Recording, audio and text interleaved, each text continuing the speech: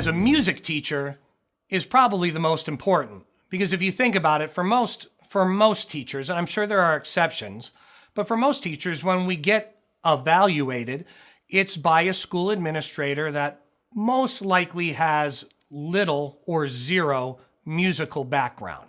So what you're getting when you get evaluated by an administrator, all in all, is, are the kids sitting still? Are they focused? Do they seem engaged? But self-evaluation is how you're going to grow as a music educator. And for me, and part of it is because I was a band director for a while, and then, in my mid-30s became an orchestra director, which in a lot of ways is the best thing I could have ever done, because delving into something that I was so uncomfortable with made me feel like a new teacher again. So that is an ongoing process. I feel so in the tip of the iceberg stage. And for me, it's daily, it's weekly, it's monthly. It's coming to events like Conselmer, the Conselmer Institute, to see what other people are doing. It's recording your group. It's recording you on the podium.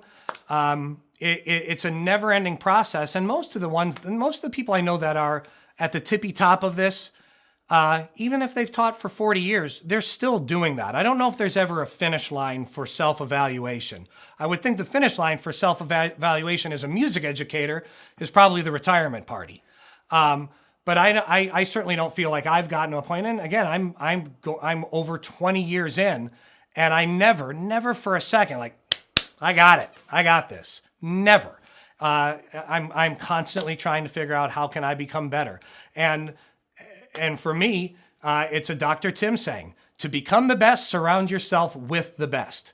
And so the biggest part of how I'm trying to upgrade myself as a teacher is to surround myself with the greatest music teachers I possibly can. And by them giving me feedback, by me watching them work with my kids, by them just being who they are, I'm improving who I am.